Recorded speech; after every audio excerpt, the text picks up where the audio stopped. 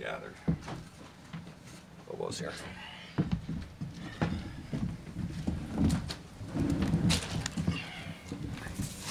We welcome the Gophers, Coach Frost, and Taylor Heise and Abigail Boreen. Frosty, you know the drill. If you don't mind opening with an opening remark, and then we'll have some questions for the student athletes. Sure. Well, what a hockey game.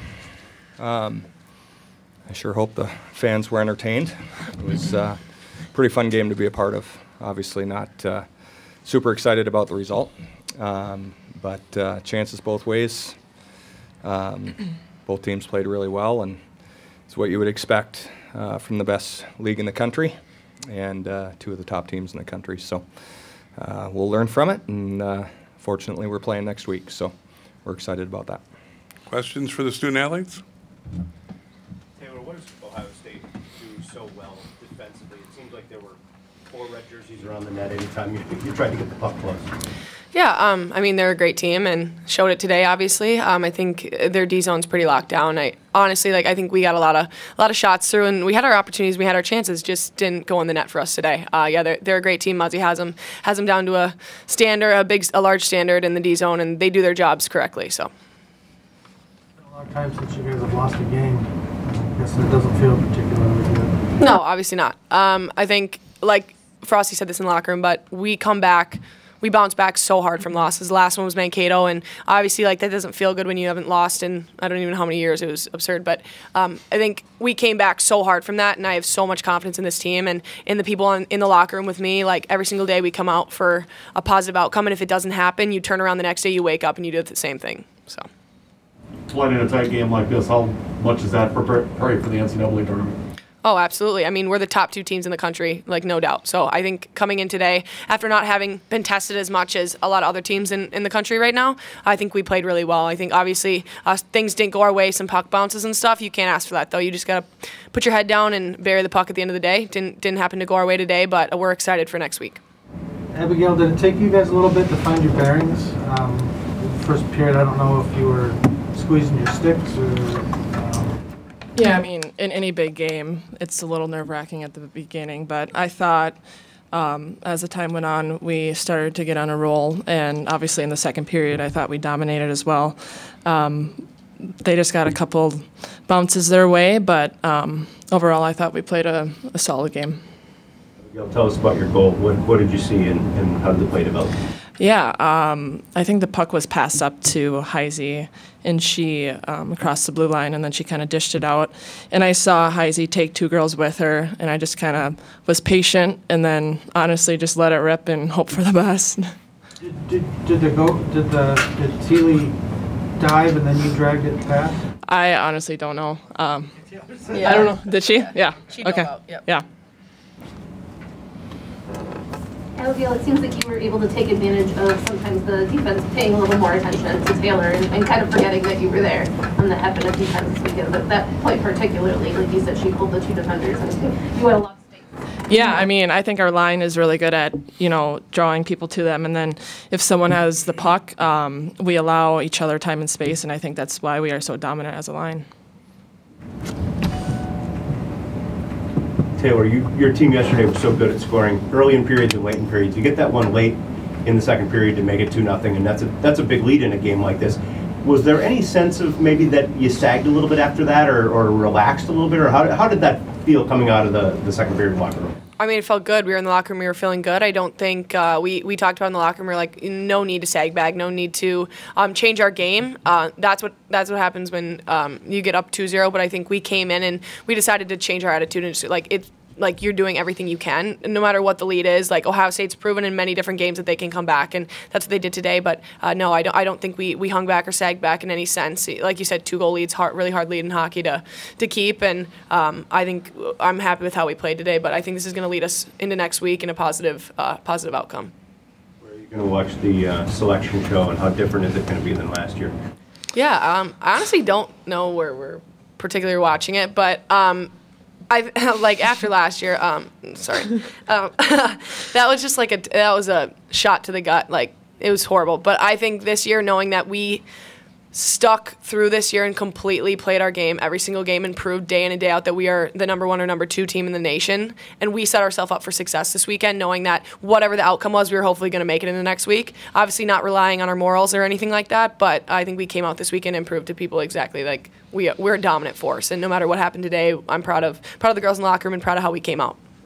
Abigail, Taylor mentioned this a little bit, but can this give you a little bit of an edge? You know, you came into the season kind of angry. Can you go into the tournament a little angry now? Oh, for sure. I think, well, the coaches were saying in the locker room, it's going to fuel our fire. And I think on Saturday we are going to come out so strong and just prove that we are a good contender. And I think in the end this hurts, but it always has come back to help us in the end. Any more questions for the student athletes? Buckeyes were 4-0 in this building this year. If you see them again, it'll probably mean State College. That's got to be a good thing, huh? Yeah, honestly, I mean, even whether or not it was here or there, like, we have confidence in ourselves no matter what. I think when you rely on your morals and you sit back after winning 4 games, I mean, you have no idea how they're going to play. And I know that we're going to come back hungry and we're going to come back with a feisty attitude. And like I said, I'm confident in our locker room and I'm confident in what we can do and what we're going to show next week. Any more? Thank you, ladies. Good luck next week. Yep.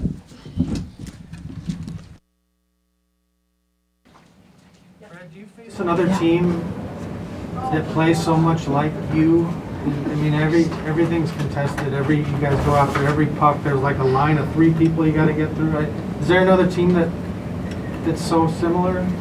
No, I don't think we faced anybody like that, and that's why we're tough to play against and they're tough to play against, because it's just you are on it. Like, take away time and space, get in their face appropriately, and cause some turnovers and let your skill take over. So, first period, it took a little bit to get our feet going. We take a penalty right away, but a good kill there, and then they were up on their toes, really kind of suffocating us, but we made some good adjustments there in the second and started loosening that up a little bit. Coach, what makes Sophie Jake such a tough player to defend against? Well, first of all, her shot and her offensive instincts are really, really good, obviously. Their D, as a whole, do a great job of shrinking the zone and getting to the tops of the circles or lower at times, and that's how she scored both her goals here tonight. Just by creeping down, we lose track of kind of slot coverage. We're in position, at least on the tying goal. We're in position, but not picking up sticks, and she just comes from out of sight and can really rip it. You guys did have chances in the third period, and I think some of you thought you'd won or Yep. gone up ahead. Did you? I don't know that it went in. Did you look at it? Looked at it. Yeah, I mean, it's starting to cross the goal line, goes under her pad's in the net, pulls her pad back, and no goal. I don't know what the rule is, but pretty sure if a goalie catches it and puts their glove in the net, it's a goal. But that was obviously a big moment, but really good chances on the power play there. Like you said, thought we won it. I think Heise hit the post right before that. I mean, after they tied it, I was really proud of our team and the way we came back. I think we had 3 or 4 glorious scoring opportunities there, and Teely made some great saves. You do seem to play well when you're a little angry over something. Is that true? Or? Yeah, potentially. I think most teams do, when you play with a little bit of an edge. But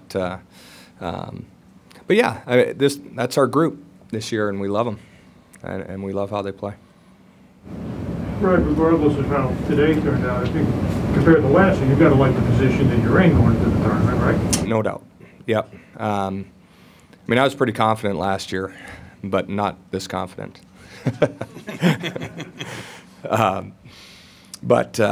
No, I mean, it just shows the consistency of our group. I think that's the biggest thing. So they've earned the right to be in this position here, and now we'll see who comes to us. You could play these guys again, but do you think you'll see another team as good as Ohio State? They're the best team we've seen. Yep. for sure. You know, Muzzy and I were, after I fell, the ice was really slippery. Forgot that it just got Zambonied, but Muzzy and I had a good conversation, and she made a comment like that's one of the most fun games she's ever coached in. And it just was. It was two really good teams battling it out.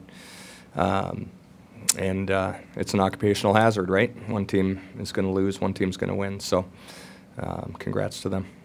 There wasn't a lot of overtime, but you know, reduced manpower overtime is the trend now. Are you okay with the 5-on-5? What are your thoughts on that? I certainly like 5-on-5 more than 3-on-3, especially in big games like this. Don't necessarily like the 4-on-5 going into overtime, but yeah, 5-on-5. Let's play real hockey and get a real winner. Gimmick hockey, like Vodko says. Well, we were 0-3, I think, in 3-on-3 overtime, so I certainly don't like it.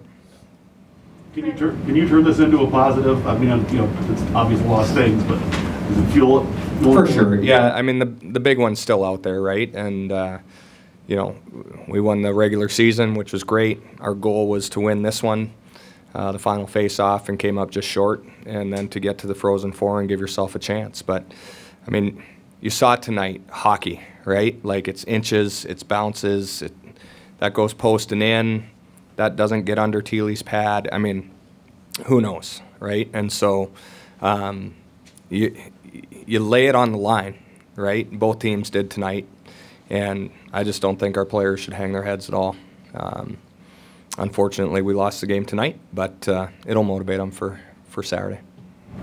Just wanted to ask, you guys had 21 blocks through the first two periods and then only 4 in the third. Did you see anything there that was changing, something that you guys might focus on? Why did that change in the third? Well, I think in particular in the first, I don't know how many blocks we had in the first period, 12, but they were possessing the puck a lot more in the first, and we were laying out to be fairly desperate. On the game winner, I think we blocked the first one, and then it went right back to Jake's. But yeah, as we started to have the puck more, you know, then there's less chances or less need to block shots. But yeah, you can see everything that goes to the net, regardless of who shoots it, them or us, becomes dangerous. Any more for Brad? Thank you, sir. Thanks for being here. Appreciate it. Thank you. Thanks, Brad.